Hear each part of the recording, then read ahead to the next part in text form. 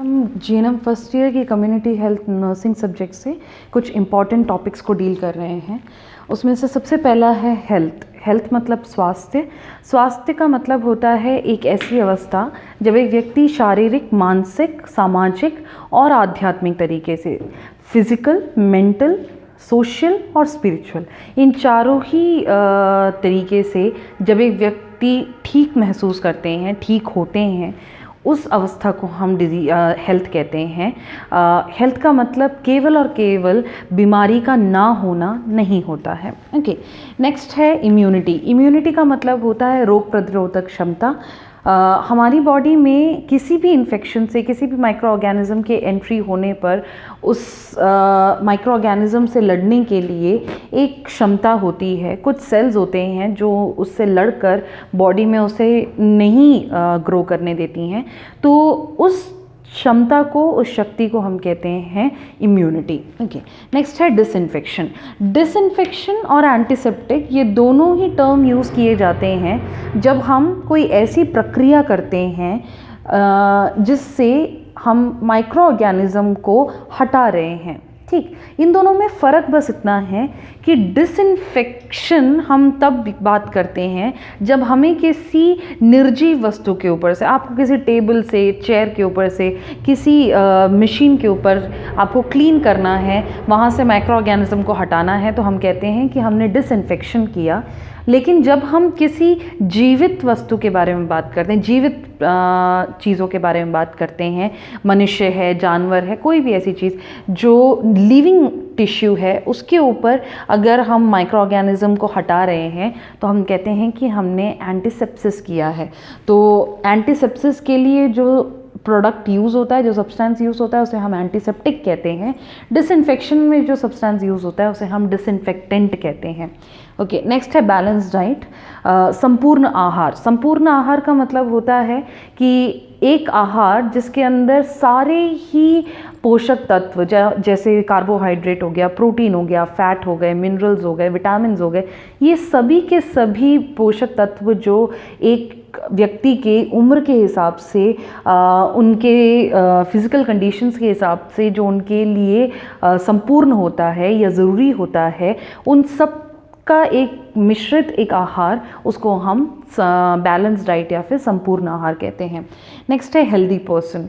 Healthy person वो व्यक्ति को कहा जाता है जो मानसिक, शारीरिक, आध्यात्मिक और सामाजिक तरीके से स्वस्थ होते हैं, जो अच्छा खा रहे हैं, जो एक्टिविटी अच्छे से कर पा रहे हैं, जो अच्छे से सो पा रहे हैं, जो अच्छी तरीके से सोच पा रहे हैं, प्रॉब्लम आने पर वो अच्छे सॉल्यूशंस ले पा रहे हैं।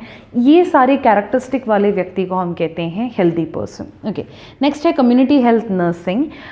कईयों बार पूछा जाता है कि कम्युनिटी हेल्थ नर्सिंग क्या है। कम्युनिटी हेल्थ नर्सिंग और इंस्टीट्यूशनल नर्सिंग में क्या फ़र्क है?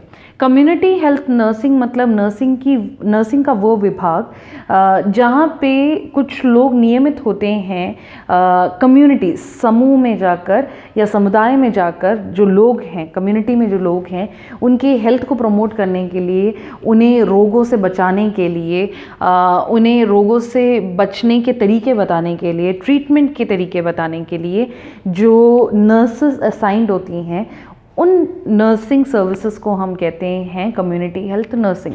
इंस्टीट्यूशनल नर्सिंग का मतलब होता है जब नर्सिंग सर्विसेज नर्सिंग केयर जब किसी संस्था में रहकर दिया जाता है तो उसे इंस्टीट्यूशनल नर्सिंग कहते हैं, जैसे हॉस्पिटल में रह के देना। और जब हम उसी चीज़ को कम्युनिटी में जाके दे रहे हैं तो वो कम्युनिटी हेल्थ नर्सिंग बन जाती है। नेक्स्ट है कोल्ड चेन। कोल्ड चेन का मतलब है किसी भी पदार्थ को, किसी भी सब्सटेंस को जिसको ठंडे टेम्परेचर की आवश्यकता है अच्छा रहने के लिए, उस ठंडे टेम्परेचर में ही उस चीज़ को कई लोगों तक या कई जगहों तक सप्लाई करते रहना, उसको हम चेन कहते हैं, कोल्ड चेन। ओके, चेन मतलब एक से दूसरा, दूसरे से तीसरा जब हम पास करते हैं तो वो चेन हो गया, वो जो जुड़े जुड़े होते हैं वो चेन हो जाते हैं। कोल्ड चेन हम वैक्सीन्स के लिए मेनली यूज़ करते हैं।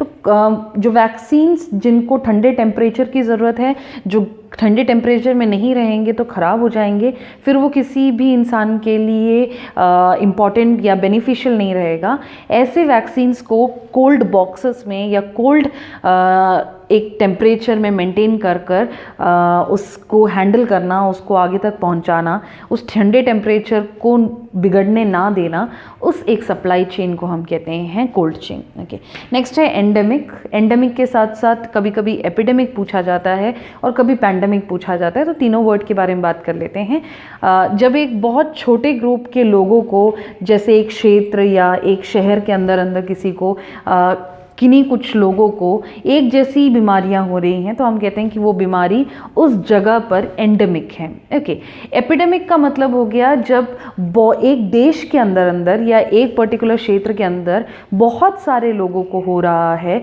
तो उसे हम एपिडेमिक कहते हैं, लेकिन वो हम एक देश के अंदर की बात कर रहे हैं। और जब एक से ज़्यादा देशों में कोई एक बीमारी फैल जाती है एक ही टाइम पर, तो उसे हम पैंडेमिक कहते हैं। जैसे अभी कोरोना वायरस से जो बीमारी हो रही है वो क्योंकि बहुत सारे देशों में एक साथ हो रही है, इसलिए वो एग्जाम्पल है पैंडेमिक का। ओके, नेक्स्ट है infant mortality rate. Infant mortality rate का मतलब है कि एक साल में 1000 जीवित जो बच्चे हैं, जो जीवित बच्चे पैदा हुए हैं, उनमें एक साल के अंदर अंदर कितने बच्चों की मृत्यु हो गई है, उस दर को हम कहते हैं इन्फेंट मोर्टेलिटी रेट। नेक्स्ट है एलिजिबल कपल। एलिजिबल कपल का मतलब होता है वो दंपत्ति या वो पति पत्नी जिनकी अभी अभी शादी हुई है और जिसमें पत्नी की जो आयु है वो 15 से मतलब 15 ईयर्स से 44 ईयर्स के बीच में है, तो उस कपल को हम कहते हैं एलिजिबल कपल। ओके, नेक्स्ट है आइसोलेशन। आइसोलेशन का मतलब होता है कि किसी भी, अगर आइसोलेशन हम किसी बीमार व्यक्ति के लिए यूज़ करते हैं तो हम कहते हैं किसी व्यक्ति को सोसाइटी से बिल्कुल अलग कर देना, किसी भी व्यक्तियों से हम बिल्कुल अलग कर देते हैं, तो उसको हम कहते हैं आइसोलेशन। नेक्स्ट है प्रोटीन। प्रोटीन एक न्यूट्रिटिव तत्व है जो बहुत ज़रूरी होता है हमारी बॉडी के लिए। हमारी बॉडी के ऑलमोस्ट जो सेल्स होते हैं उसको बनने के लिए, उसको किसी भी तरीके से फंक्शन करने के, तो प्रोटीन जो है वो बहुत ही इम्पॉर्टेंट है हमारी बॉडी के लिए, सारे सेल के डेवलपमेंट के लिए, ग्रोथ के लिए। कोई भी अगर हेल्थ इश्यूज़ हैं तो वहाँ पे सेल को रिपेयर करने के लिए सब बहुत ज़रूरी जो तत्व होता है उसको हम प्रोटीन कहते हैं। नेक्स्ट है पैस्चराइजेशन। पैस्चराइजेशन जो है वो प्रक्रिया है जिससे हम फ्लूइड पदार्थों को, जैसे मेनली दूध वगैरह होता है, उन चीज़ों को अगर हम माइक्रो ऑर्गेनिज्म से अगर मुक्त करना चाहते हैं तो उसको जब हम हीट करते हैं, नॉर्मली बॉईल करना मतलब उबालना, और पैस्चराइजेशन जो है वो थोड़ा सा डिफरेंट है। पैस्चराइजेशन में क्या करते हैं कि 71.7 डिग्री सेल्सियस पे हम, जैसे दूध है तो दूध को हम उबालते हैं 15 सेकेंड के लिए या ज़्यादा से ज़्यादा 25 सेकेंड के लिए, और उसके बाद तुरंत उसको 3 डिग्री सेल्सियस या उससे कम में क्या कर देते हैं, ठंडा कर देते हैं। ये जो अचानक से इतना गर्म कर देना और उसके बाद बिल्कुल उस पदार्थ को ठंडा कर देना, वो प्रक्रिया मदद करती है कि जो भी माइक्रो ऑर्गेनिज्म उसके अंदर हैं, कुछ माइक्रो ऑर्गेनिज्म गर्म टेम्परेचर में मर जाते हैं और कुछ माइक्रो ऑर्गेनिज्म ठंडे टेम्परेचर्स में मर जाते हैं। तो पैस्चराइजेशन जो बॉइलिंग है वो सिर्फ उबालना है, उबालते वक्त सिर्फ वो माइक्रो ऑर्गेनिज्म मरेंगे जो गर्म टेम्परेचर से मरते हैं, लेकिन जो ठंडे टेम्परेचर में नष्ट होते हैं वो बॉइलिंग से नहीं मरते हैं। इसीलिए हम बॉइलिंग में जो हमें फ़ायदा नहीं मिलता है उस वजह से हम कुछ चीज़ों का क्या करते हैं, पैस्चराइजेशन। नेक्स्ट है community health nursing process. Nursing process जो हम कम्युनिटी में जाके करते हैं उसको हम कम्युनिटी हेल्थ नर्सिंग प्रोसेस कहते हैं। नर्सिंग प्रोसेस क्या है, वो पूरे एक्शंस का क्या हमें किस तरीके से लोगों की हेल्थ को प्रमोट करना है, या फिर अगर किसी तरीके की डिज़ीज़ है या इन्फेक्शन है, कोई प्रॉब्लम है, तो उसे कैसे ट्रीट करें, किस तरीके की उन्हें केयर दें, ये सारी चीज़ों का एक संक्षिप्त जो एक गाइड बनाते हैं उसको हम कहते हैं नर्सिंग प्रोसेस। तो ये नर्सिंग प्रोसेस जो हम कम्युनिटी में करते हैं तो वो कहलाता है कम्युनिटी हेल्थ नर्सिंग प्रोसेस। इनमें 5 स्टेप्स होते हैं। पहला, अच्छे से एसेस करना। एसेसमेंट के बाद होता है नर्सिंग डायग्नोसिस, ये जानना कि प्रॉब्लम क्या है। फिर प्लानिंग करना, तीसरा कि क्या कर सकते हैं, कुछ एक्शंस करके देखना, इम्प्लीमेंटेशन, और उसके बाद ये जानना कि उन एक्शंस की वजह से क्या तकलीफ़ कम हुई या नहीं हुई, हेल्थ प्रमोट हुआ या नहीं हुआ, उसको हम इवैल्यूएशन कहते हैं। Assessment, nursing diagnosis, planning, implementation and evaluation. Okay, so इसके बाद बात करते हैं होम विज़िट की। होम विज़िट का मतलब है कि कम्युनिटी में हर एक व्यक्ति के घर जाकर उस व्यक्ति के हेल्थ कंडीशंस के बारे में, घर के कंडीशंस के बारे में जानने की कोशिश करना, उनको एजुकेशन देना कि किस तरीके से वो अपने हेल्थ को बनाए रख सकते हैं। अगर उस परिवार में किसी भी व्यक्ति को कोई हेल्थ इश्यूज़ हैं तो वहाँ पे जो हम एडवाइस दे सकते हैं या कुछ छोटे मोटे ट्रीटमेंट दे सकते हैं, वो सब कुछ देना, ये सारी चीज़ें आती हैं होम विज़िट में। ओके, नेक्स्ट है फैमिली प्लानिंग। फैमिली प्लानिंग उन मेथड्स को कहा जाता है जो एक दंपति को, मतलब पति पत्नी को मदद करते हैं ये डिसाइड करने में कि वो कितने बच्चे रिप्रोड्यूस करना चाहते हैं। ओके, सो फैमिली प्लानिंग में ज़्यादातर हम बात करते हैं कॉन्ट्रासेप्शन की। कॉन्ट्रासेप्शन 2 तरीके के होते हैं, टेम्पररी कॉन्ट्रासेप्शन और परमानेंट कॉन्ट्रासेप्शन। जब एक पति और पत्नी कुछ वक्त के लिए बच्चा रिप्रोड्यूस करना नहीं चाहते हैं, तब जो वो डिवाइसेस यूज़ करते हैं उसको हम टेम्पररी कॉन्ट्रासेप्टिव डिवाइसेस कहते हैं, और वो प्रक्रिया टेम्पररी कॉन्ट्रासेप्शन कहलाता है। और जब एक पॉइंट के बाद एक दंपति डिसाइड करते हैं कि आगे उन्हें और बच्चे रिप्रोड्यूस नहीं करने हैं, तब वो जो प्रक्रिया अपनाते हैं उसको हम कहते हैं परमानेंट कॉन्ट्रासेप्शन। ओके, नेक्स्ट है विटामिन्स के बारे में। सो विटामिन्स के यहाँ पे हमने कुछ क्लासिफिकेशंस को लिखा है। ये ज़्यादातर पूछा जाता है फिल इन द ब्लैंक्स में, मैच द फॉलोइंग के फॉर्म में, या एनलिस्ट करने के लिए, लिस्ट आउट करने के लिए कि विटामिन्स कितने तरीके के हैं और कौन कौन से हैं। ओके, सो विटामिन्स 2 तरीके से बटे गए हैं, वो विटामिन्स जो फैट सोल्यूबल होते हैं और वो विटामिन्स जो वाटर सोल्यूबल होते हैं। तो फैट सोल्यूबल विटामिन्स में बात करते हैं vitamin A, vitamin D, vitamin E और विटामिन के, और वाटर सोल्यूबल में आते हैं विटामिन सी और विटामिन बी। ओके, सो और बी में हम उसके और टाइप्स के बारे में पढ़ते हैं।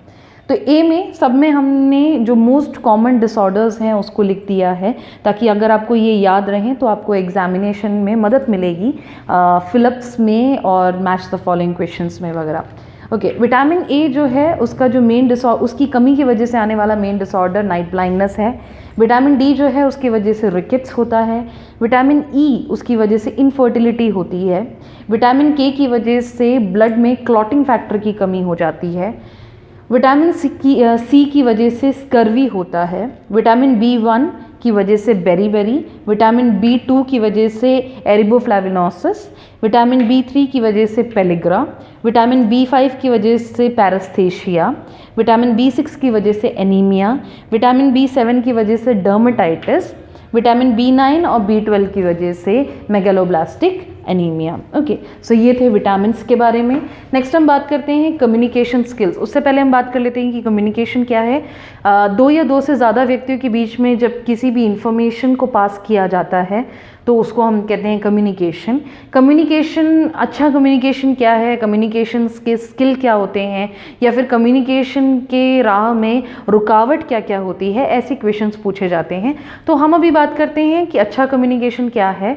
तो अगर आपसे पूछा जाता है कि रुकावट क्या है, तो आप इन्हीं पॉइंट्स को ऑपोजिट में बोल देंगे, उल्टा बोल देंगे, तो वो रुकावट हो जाएगा। ओके, सो अच्छा कम्युनिकेशन वो होता है जहाँ पे कम्युनिकेट करने वाले जो लोग हैं वो एक दूसरे को बहुत ध्यान से सुने, अटेंशन दें, मतलब उनकी बातों को फोकस करें, उनकी बातों को समझने की कोशिश करें। पहले से ही सुनने वाले के दिमाग में किसी भी तरीके की एक बैठी हुई एक तरीके की एक विचार नहीं होने चाहिए। अगर हमारे मन में किसी तरीके एक विषय को लेकर कोई विचार बहुत दृढ़ होते हैं तो हम जो व्यक्ति हमसे उस बारे में बात कर रहे होते हैं हम उनकी बातों को ठीक से ध्यान नहीं दे पाते हैं। तो ये कम्युनिकेशन स्किल है। जो भाषा यूज़ की जाए दो लोगों के बीच में कम्युनिकेट करने के लिए या दो से ज़्यादा लोगों के बीच में कम्युनिकेट करने के लिए, वो भाषा दोनों ही तरफ के लोगों को समझ में आनी चाहिए। ओके, सिंपल लैंग्वेज में बोली हुई होनी चाहिए कम्युनिकेशन, स्पष्ट बोला हुआ होना चाहिए, संक्षिप्त में बोला जाए तो और अच्छी बात है। तो ये सारी जो चीज़ें होती हैं वो कम्युनिकेशन स्किल्स में आती हैं। नेक्स्ट है इन्फेक्शन। इन्फेक्शन का मतलब होता है किसी भी माइक्रो ऑर्गेनिज्म का एक व्यक्ति के शरीर में जाना और वहाँ पे पनपना या ग्रो करना और उनके बॉडी फंक्शंस को बिगाड़ना, इसको हम इन्फेक्शन कहते हैं। टारगेट कपल उन दंपति को कहा जाता है जिनके ऑलरेडी अभी 2 या 3 बच्चे हैं। उनको हम टारगेट करते हैं ताकि उन्हें हम सिखा सकें कि कॉन्ट्रासेप्शंस क्या हैं, फैमिली प्लानिंग क्या है, ताकि हम उस फैमिली में और बच्चों को रिप्रोडक्शन से पहले हम उन्हें उसके फ़ायदे बता सकें कि छोटी फैमिली में क्या फ़ायदे होते हैं। ओके, उसको हम टारगेट कपल कहते हैं। टारगेट कपल मीन्स वो कपल जिनके ऑलरेडी 2 या 3 बच्चे हैं। ओके, सीवेज वो वेस्ट होता है जो घर से, इंडस्ट्री से, एग्रीकल्चर से निकलता है। वो खराब पदार्थ जो होते हैं जो पानी के साथ मिला हुआ होता है। ओके, तो जो कचरा पानी के साथ मिला हुआ होता है, लिक्विड वेस्ट जिसको हम कहते हैं, वो जो बहकर किसी एक पानी के चैनल तक पहुंचता है उसको हम सीवेज कहते हैं। ओके, नेक्स्ट है पल्स पोलियो प्रोग्राम।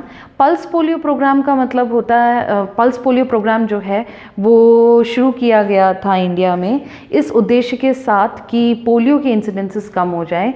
पोलियोमाइलाइटिस या ह्यूमन एंट्रिक वायरस की वजह से जो पोलियो होता है बच्चों को, वो रोकने के लिए ये जो वैक्सीनेशन है वो स्टार्ट किए गए थे। तो नवजात शिशु से लेकर 5 साल के बच्चों तक सबको वैक्सीनेशन, सारे बच्चों को वैक्सीनेशन पिलाया जाए, उसके लिए जो एक प्रोग्राम स्टार्ट किया गया था उसको हम कहते हैं पल्स पोलियो प्रोग्राम। देन आते हैं न्यूट्रिशन की तरफ। न्यूट्रिशन वो ब्रांच है या वो क्षेत्र है जहाँ पे इस बात के बारे में पढ़ा जाता है या बताया जाता है कि जो खाने के पदार्थ होते हैं या जो पोषण के तत्व होते हैं वो एक व्यक्ति के शरीर में किस तरीके का इफ़ेक्ट दिखाते हैं। इससे हमें पता चलता है कि हमें क्या खाना चाहिए, कितना खाना चाहिए, कितना नहीं खाना चाहिए, क्या नहीं खाना चाहिए। ये सारी चीज़ें जिसमें हम सीखते हैं वो आते हैं न्यूट्रिशन। नेक्स्ट है female health workers. Female health workers को दाई भी कहा जाता है। ये वो हेल्थ वर्कर्स होते हैं या स्वास्थ्य कर्मचारी होते हैं जिनका ज़्यादातर काम जो है वो माता और बच्चे के हेल्थ से रिलेटेड होता है, प्रेगनेंसी या डिलीवरी से रिलेटेड होता है। उन क्षेत्र के लोगों को हम फीमेल हेल्थ वर्कर्स कहते हैं। हेल्थ एजुकेशन वो प्रोसेस है जिसमें हम स्वास्थ्य से संबंधित जानकारियाँ लोगों तक पहुँचाते हैं। ओके, नेक्स्ट है कम्युनिकेबल डिजीज़। कम्युनिकेबल डिजीज़ का मतलब वो सारी बीमारियाँ हैं जो एक व्यक्ति से दूसरे व्यक्ति के शरीर में फैलने की क्षमता रखते हैं। Okay, next is audio visual aids. Audio visual aids का मतलब है कि वो सारी चीज़ें जो हम इस्तेमाल करते हैं जब हमें कम्युनिकेट करने की ज़रूरत हो, जिसके माध्यम जो सुनने के और देखने के माध्यम से हम कम्युनिकेशन कराना चाहें। ओके, सो अगर हम रेडियो के द्वारा कोई एक खबर है वो बहुत लोगों तक पहुंचा बता रहे हैं तो हमने ऑडियो एड यूज़ किया। ओके, हम पोस्टर लगाते हैं और हम उसके द्वारा किसी एक व्यक्ति या एक व्यक्ति के समूह को कुछ बताना चाह रहे हैं तो विजुअल एड्स हैं। ऐसे जैसे टीवी में आप देखते हैं, कोई न्यूज़ देखते हैं या कोई भी चीज़ आप देखते हैं, वो ऑडियो विजुअल हो गया। ओके, तो सुनने देखने की क्षमता के थ्रू या इसके माध्यम से हम जब कम्युनिकेशन करना चाहते हैं, उन सारी चीज़ों को हम ऑडियो विजुअल एड्स कहते हैं। ओके, नेक्स्ट है प्रिंसिपल्स ऑफ कुकिंग। कुकिंग या खाना बनाने के जो प्रिंसिपल्स हैं वो ये होते हैं कि सबसे पहली चीज़, खाना इस तरीके से, मतलब जो भी हमें सब्जियां मिलती हैं, जो भी हमें दाल, जो भी चीज़ें हमें मिलती हैं, उस चीज़ को हम पकाते हैं ताकि हम उसे खा पाएँ। ओके, तो पकाने के वक्त हमें ये ध्यान रखना है कि उसके अंदर जो पोषण तत्व हैं वो पकाने के वक्त ख़राब नहीं होनी चाहिए। ओके, उसका फ्लेवर नहीं बिगड़ना चाहिए, उसका टेस्ट और अच्छा होना चाहिए। वो इस तरीके से पकाया जाना चाहिए कि कोई भी व्यक्ति उसे पचा सकें, डाइजेस्ट कर सकें। ओके, सो ये सारी जो चीज़ें होती हैं वो कहलाती हैं principles of cooking. Okay, rapid sand filtration. Rapid sand filtration वो मेथड है जिसमें हम रेत का उपयोग करते हैं, रेत या रेत जैसी चीज़ों का उपयोग करते हैं ताकि पानी को फ़िल्टर किया जा सके। तो अगर आप पानी सप्लाई करना चाहते हैं और पानी जो है वो उसमें कोई गंदगी मिली हुई है, तो हम जब रेत का इस्तेमाल करते हैं उसमें से उस गंदगी को छान कर हटाने के लिए, तो उस प्रोसेस को हम कहते हैं rapid sand filtration. Okay, next है वीनिंग। वीनिंग का मतलब होता है ब्रेस्ट फीडिंग के साथ साथ, माता के दूध के साथ साथ, जब 6 महीने के बाद, मतलब एक बच्चा जब 6 महीने का हो जाता है, उसके बाद धीरे धीरे जब आप आहार देना चाहते हैं, खाने वाली वस्तुएं आप उसे देना शुरू करना चाहते हैं, उस एक प्रोसेस को आप कहते हैं वीनिंग। ओके, नेक्स्ट है डिजीज़। डिजीज़ एक ऐसी अवस्था है जब एक व्यक्ति के शरीर में उसके आकार, किसी ऑर्गन के, किसी बोन के आकार में या फिर उसके बॉडी में जो भी फंक्शंस हो रहे हैं, इनमें से स्ट्रक्चर या फंक्शन में कोई भी चेंजेस आ जाना, कोई भी खराबी आ जाना, चेंजेस इन द सेंस खराबी आ जाना, उस एक अवस्था को हम कहते हैं डिजीज़। ओके, नेक्स्ट है एपिडेमियोलॉजिकल। एपिडेमियोलॉजिकल का मतलब है वो ब्रांच जो सीखता है या स्टडी करता है कम्युनिटी के बारे में कि एक कम्युनिटी में एक डिज़ीज़ जो है, पर्टिकुलरली किसी भी डिज़ीज़ के बारे में अगर हम बात करें तो एक डिज़ीज़ कब हुआ, कितना फैला है, कैसे हम उसे हटा सकते हैं उस कम्युनिटी से, कितने लोगों को वापस हम सही कर सकते हैं, किस तरीके से हम उसके और होने के चांसेस को कम कर सकते हैं। ये सब कुछ जब हम एक बीमारी के बारे में एक पॉपुलेशन को या एक जनसंख्या के बीच में हम पढ़ते हैं तो उसको हम एपिडेमियोलॉजी कहते हैं। नेक्स्ट है मॉर्बिडिटी। मॉर्बिडिटी के साथ साथ मोर्टालिटी भी पूछी जाती है कभी कभी। तो मॉर्बिडिटी पूछा जाए तो मॉर्बिडिटी का मतलब है कि कितने लोग बीमार हैं। ओके, बीमारी की जो अवस्था होती है वो मॉर्बिडिटी है। मोर्टालिटी का मतलब है मृत्यु की अवस्था। ओके, सो मॉर्बिडिटी बीमारी की अवस्था, मोर्टालिटी इज मृत्यु की अवस्था। ओके, नेक्स्ट है रिहैबिलिटेशन। रिहैबिलिटेशन का मतलब है वो प्रक्रिया जिसमें हम ट्रेनिंग या ट्रीटमेंट के द्वारा, थेरेपीज़ के द्वारा हम मदद करते हैं किसी भी व्यक्ति को जो किसी तरीके के नशे से संबंधित थे या किसी बीमारी से जूझ रहे थे, उनको वापस नॉर्मल लाइफ में लाने के लिए जो हम मदद करते हैं उसे हम रिहैबिलिटेशन कहते हैं। सुपरविजन का मतलब है देख रेख करना। ओके, कोई भी प्रक्रिया है उसमें अगर देख रेख की जा रही है तो उसको हम सुपरविजन कहते हैं। नेक्स्ट है इनफर्टिलिटी। इनफर्टिलिटी का मतलब है एक ऐसी कंडीशन, एक ऐसी अवस्था जब एक व्यक्ति बच्चा रिप्रोड्यूस ना कर सके, उस एक अवस्था को हम कहते हैं इनफर्टिलिटी। ओके, नेक्स्ट है एंटीनेटल केयर। एंटीनेटल केयर का मतलब वो सारे केयर जो एक प्रेग्नेंट मदर को दिया जाता है, प्रेगनेंसी की शुरुआत से लेकर डिलीवरी होने से पहले तक में जो एक प्रेग्नेंट मदर को हम एक केयर देते हैं, वो सारे केयर एंटीनेटल केयर कहलाते हैं। Okay, levels of prevention. Levels of prevention का मतलब है लेवल्स ऑफ प्रिवेंशन या लेवल्स ऑफ हेल्थ प्रिवेंशन, इन सब में आप एक ही चीज़ लिखते हैं। प्रिवेंशन 3 तरीके से बांटा गया है, प्राइमरी, सेकेंडरी और टर्शरी। प्राथमिक जो प्रिवेंशन होता है वो स्टेप्स होते हैं जो हम लेते हैं ताकि किसी व्यक्ति को बीमारी हो ही ना। ओके, तो किसी भी बीमारी से बचने के लिए, जैसे मलेरिया है तो मलेरिया का अगर एक इंसिडेंस आने के चांसेस होते हैं तो उससे पहले जो हम एजुकेशन देने की कोशिश करते हैं कि पानी इकट्ठा ना होने दें, मच्छरदानी का यूज़ करें, ये सारी चीज़ें जो हम पढ़ाते हैं एक कम्युनिटी में ताकि वो मलेरिया ना हो किसी को, ये सब कुछ आता है प्राइमरी प्रिवेंशन में। ओके, बीमारी होने से पहले। एक बार अगर बीमारी हो गई है तो जल्द से जल्द किस तरीके से ट्रीटमेंट लेकर हम बीमारी फैलने से या बीमारी एक व्यक्ति में ज़्यादा नुकसान देने से या बीमारी आगे फैलने से रोक सकें, उन सारे मेथड्स को हम कहते हैं, उन सारे मेजर्स को हम कहते हैं सेकेंडरी प्रिवेंशन। टर्शरी प्रिवेंशन जो होता है वो एक कंडीशन है जब बीमारी बहुत ज़्यादा फैल चुकी है या बीमारी बहुत ज़्यादा सीरियस हो गई है किसी व्यक्ति में। अब हम ये चाह रहे हैं कि हम जो हो सके वो करें ताकि उस व्यक्ति में आगे प्रॉब्लम्स ना हो, उस व्यक्ति की जो प्रॉब्लम्स है उसको थोड़ा बहुत कम कर सकें, अगर वो ठीक हो रहे हैं तो वापस उन्हें रिहैबिलिटेट कर सकें।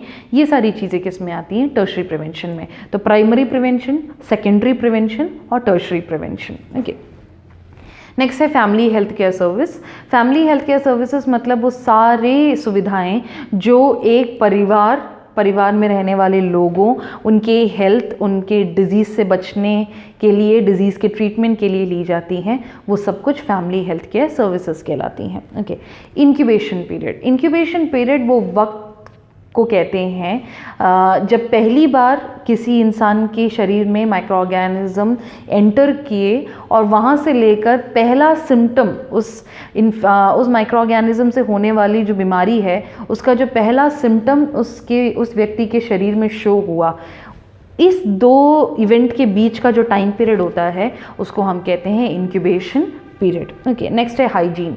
हाइजीन का मतलब है वो सारे मेथड जो एक व्यक्ति के द्वारा अपनाए जाएं जिससे माइक्रो ऑर्गेनिज्म से इन्फेक्शन ना हो, किसी भी तरीके की बीमारी ना हो, उसको हम कहते हैं हाइजीन। ओके, नेक्स्ट है मैल न्यूट्रिशन। मैल न्यूट्रिशन का मतलब है कि जब एक या एक से अधिक पोषण तत्वों की कमी होती है किसी व्यक्ति में तो हम कहते हैं उस अवस्था को मैल न्यूट्रिशन। ओके, नेक्स्ट है पोल्यूशन। पोल्यूशन का मतलब है जब पर्यावरण की नॉर्मल चीज़ों में कोई खराब पदार्थ या कोई ख़राब चीज़ मिक्स हो जाए तो हम कहते हैं कि या वो चीज़ उसकी जो नेचुरल जो चीज़ें हैं वो जब बिगड़ जाएं तो हम कहते हैं पोल्यूशन है। ओके, पोल्यूशन से रिलेटेड क्वेश्चंस पूछे जाते हैं जैसे एयर पोल्यूशन जब हवा में गंदगी भर जाती है, वाटर पोल्यूशन जब पानी में गंदगी भर जाती है, साउंड पोल्यूशन बहुत ज़्यादा साउंड का यूज़ किया जाना, ये सारी चीज़ें पोल्यूशंस में आती हैं। तो पोल्यूशन के ऊपर क्वेश्चंस बहुत फ्रीक्वेंटली पूछे जाते हैं। ओके, नेक्स्ट है रेफरल सिस्टम। रेफरल सिस्टम वो मेजर है या वो प्रोसेस है जिसमें जब एक व्यक्ति किसी एक जगह पर, किसी एक हेल्थ सेंटर पे आते हैं किसी बीमारी की वजह से, तब उस हेल्थ सेंटर में अगर उस बीमारी के लिए चिकित्सा मौजूद ना हो तो बेस्ट चिकित्सा जहाँ मिलेगी वहाँ के लिए उस व्यक्ति को भेजा जाना, बता के देना कि यहाँ जाइए, यहाँ पे आपको मिलेगा, वहाँ भेजने की सारी सुविधाएं करना, वो कहलाता है रेफरल सिस्टम। ओके, नेक्स्ट है ऑर्गेनाइजेशन। ऑर्गेनाइजेशन का मतलब है जब कुछ लोग एक साथ मिलकर एक उद्देश्य के लिए काम करते हैं तो उसको हम कहते हैं ऑर्गेनाइजेशन। ओके, नेक्स्ट है सब सेंटर।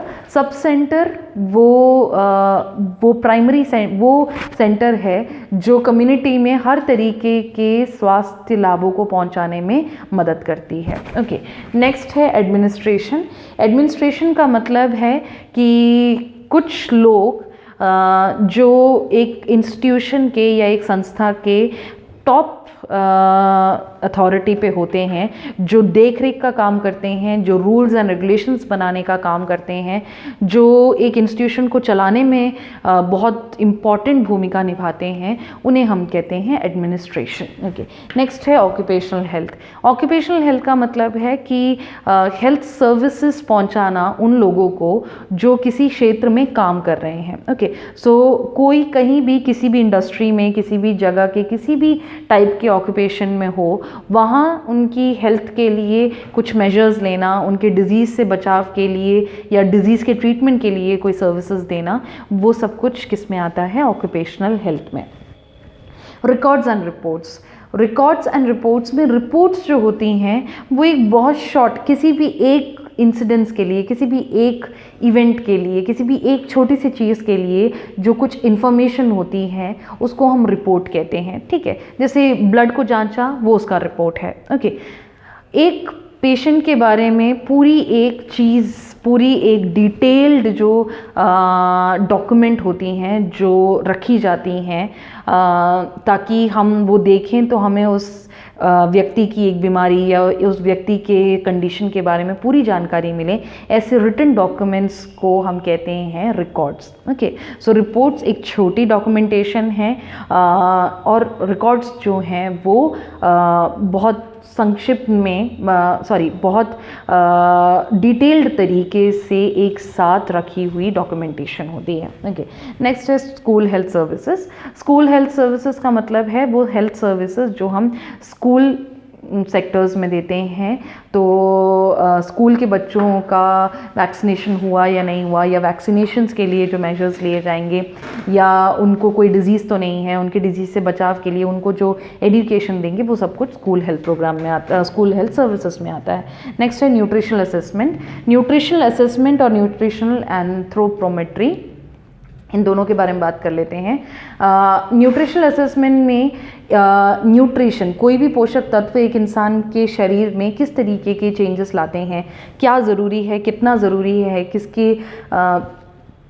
किस पदार्थ के ना होने पर किस तरीके की प्रॉब्लम्स हो सकती हैं, एज वाइज क्या क्या ज़रूरी है, एक व्यक्ति क्या खा रहे हैं, ओवर न्यूट्रिशन है या अंडर न्यूट्रिशन है, ज़्यादा कम। ठीक है, तो ये सारी चीज़ों के बारे में जानकारी लेना न्यूट्रिशनल असेसमेंट है।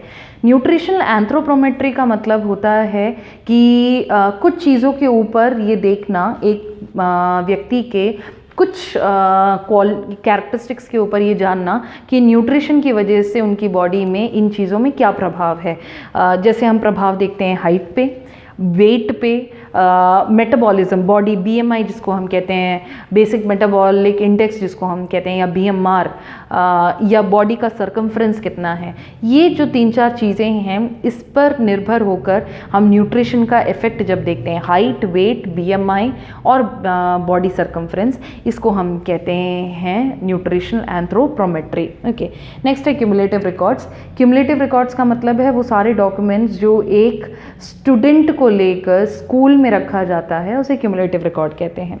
Preservation of food. Preservation of food का मतलब है वो सारे तरीके जो अपनाए जाते हैं ताकि किसी भी एक खाने के पदार्थ को लंबे समय तक अगर हमें रखना है बिना उसमें माइक्रो ऑर्गेनिज्म के इन्फेक्ट हुए या माइक्रो ऑर्गेनिज्म के एंट्री से बचाकर हमें कुछ ज़्यादा टाइम के लिए किसी खाने को रखना है, तो उसके लिए उतने टाइम तक वो रहे और वो ख़राब ना हो, सड़े नहीं, तो उसके लिए जो हम करते हैं वो आता है प्रिजर्वेशन ऑफ फूड में। ओके, देन आते हैं adulteration of food contamination.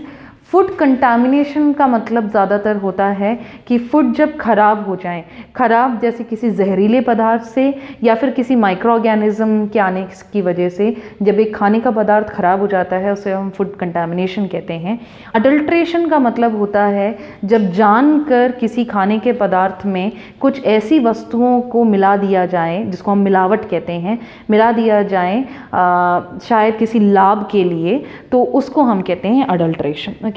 Ventilation का मतलब होता है कोई भी ऐसा जरिया, जैसे हम एक कमरे के लिए बात करते हैं तो कोई भी ऐसी खिड़की या कोई भी ऐसा जरिया जहाँ पे हवा अंदर और बाहर पास हो सकें, उसको हम कहते हैं वेंटिलेशन। ओके, नेक्स्ट है एनवायरमेंटल हेल्थ। एनवायरमेंटल हेल्थ का मतलब है हेल्थ का वो ब्रांच जो पर्यावरण के स्वास्थ्य या पर्यावरण का जो कंडीशन है उसके बारे में जो स्टडी करता है उसको हम एनवायरमेंटल हेल्थ कहते हैं। ओके, लास्ट है काउंसलिंग। काउंसलिंग वो तरीका है जिससे हम वो सेशन है जो हम किसी ऐसे व्यक्ति को देते हैं जिस व्यक्ति को किसी भी तरीके का स्ट्रेस होता है, तनाव होता है, तो उस व्यक्ति को तनाव से मुक्त करने के लिए, उसके प्रॉब्लम्स को समझने के लिए, उसको उस तनाव से बाहर निकलने के रास्ते बताने के लिए जब हम कोई सेशंस या कोई मीटिंग्स देते हैं, कोई थेरेपी देते हैं, तो वो पहला जो चीज़ है उसको हम काउंसलिंग कहते हैं। ये थे कुछ टॉपिक्स कम्युनिटी हेल्थ नर्सिंग के बारे में। आई होप कि आपको ये टॉपिक समझ में आए होंगे। अगर आपको इससे रिलेटेड कोई डाउट है तो आप पूछ सकते हैं। Thank you.